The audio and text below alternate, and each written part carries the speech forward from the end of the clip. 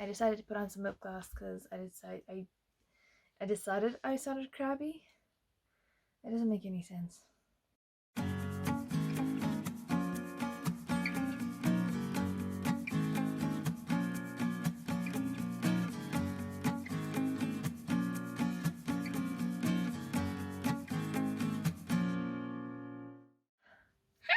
Yes, I'm wearing the same outfit as the last video. Yes, it is the same evening as the last video. I am slowly getting my energy back up though. So I've been up since 6 this morning because I got my VIN, or my visa issuance number, last week. So this is where things are going to deviate slightly from the EPIK route, which is, I'm actually not entirely sure because you still have to send your documents to EPIK for them to be able to start the visa process. But you don't get a visa issuance number as far as I'm aware, or you don't need to bring it with you. Whereas if you're working in a private institution, like me, you have to bring your visa issuance number. I have actually written down the different documents you need for the 2 different kinds of E2 teaching visa, and I'm going to go through them both, starting with the E2-1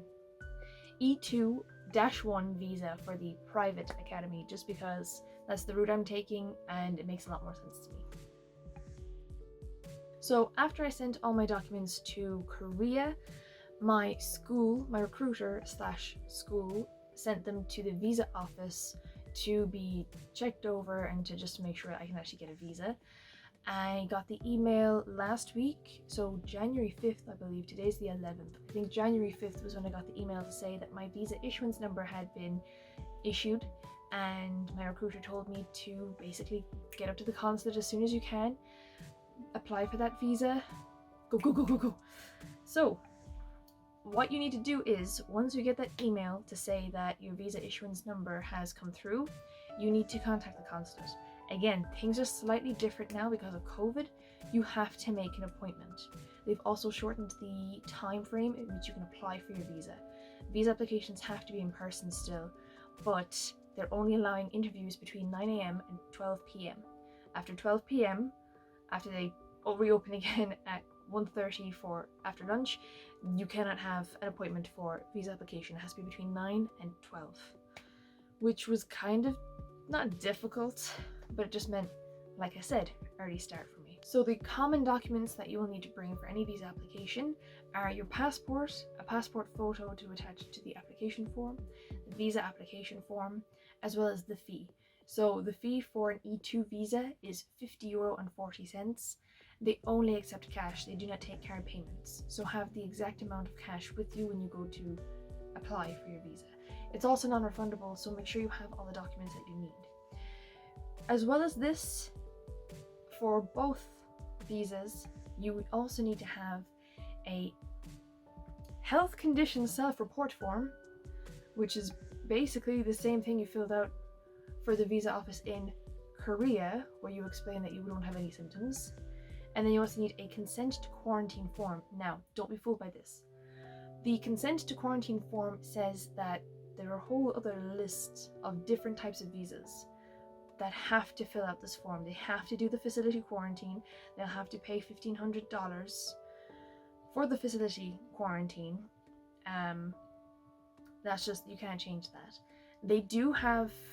They've omitted the E2 visa, and they've written that if you have a visa other than the ones mentioned above, you can do the self-quarantine and you don't need to fill this form in.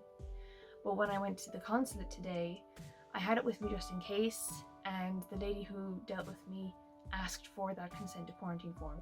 So even though it doesn't actually apply to me because I should be doing self-quarantine, I still had to have it as part of my application. So don't be fooled, even if you don't see E2 written on the visa. Even if you don't see E2 written on that form, fill it in and bring it with you anyway, just in case. So for the E2-1 private schooling teaching visa, you also need to bring your visa issuance number. So what I did was I just printed off the email I got from my recruiter.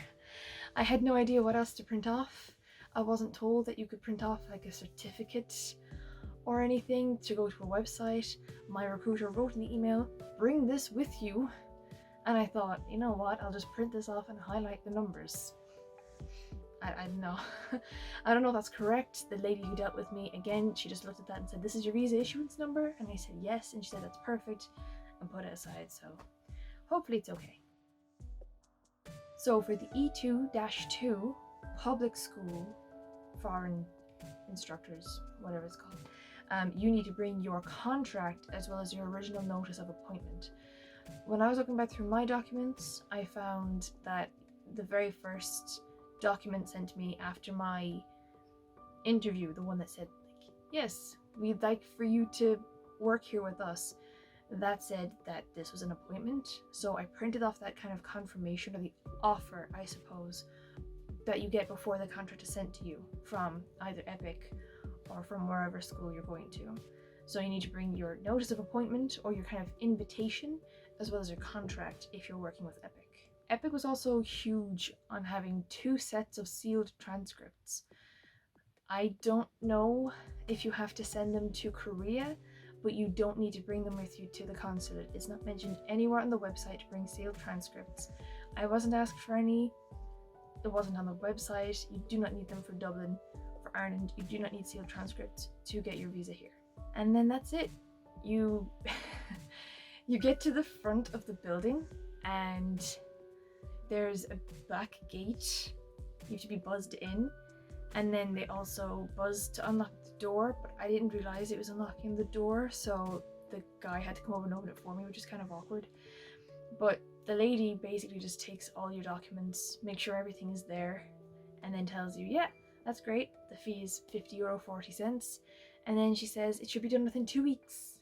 Come back and get your passport. If you want your passport, so if you have enough time, for example, if you have to give yourself enough time between getting the visa and having to fly over to Korea, you can actually give them a self-addressed registered envelope. And to do that, all you have to do is pop into a post office, ask them for one of those, you know, the tracking number labels, just so that it can be tracked, because your passport's important. I chose not to do this because my visa should be ready around the same time I'll be flying out. So I've already arranged with my parents to go up again in person to collect it, because I think it would just be the easier option. And that's it. It's going to take me 2 weeks from today, so I'm anticipating getting my visa the week of the 25th of January, and then I should be flying out the 5th of February, so I'm going to have a totally new background. None of this will be here. Very, very sad to see it go. So yeah, that's pretty much all the news. It's all the new information I have at the moment about the application. So when you're applying for an E2-1 visa with a private academy or hagwon, you have to email your recruiter to let them know that you've applied for the visa and to let them know roughly when it'll be finished, and that way then they can confirm with you when you can book your flights. I believe this is the same with EPIK. You have to tell them that you've applied for the visa, you're now waiting for the visa, so that they can tell you, yeah, that sounds all good, you should you should book your flights. So I'm currently waiting for my recruiter to get back to me, and the next part will be booking my flights and packing my stuff. I have a lot of stuff that I think is recommended that you bring, as well as some like packing tips and hints and things like that. So I might put it in this playlist as well. Like I said in my last video, this is meant to be giving information for any Irish citizen looking to teach in South Korea specifically. A lot of this information will apply for other visas in other countries as well, if you're applying for teaching jobs elsewhere. A lot of the process is very similar. You have to have similar documents, getting authentication, everything. So, you know, if you know anybody who's looking for this kind of information, send them a link to this video. And if you're looking for this information, you want to stay tuned, you want to see some packing tips, things that I recommend you bring with you, things I recommend you don't bring, things like that, then stay tuned as well. Thank you very much for watching. I hope you liked the video. Subscribe if you want to see more. Thank you.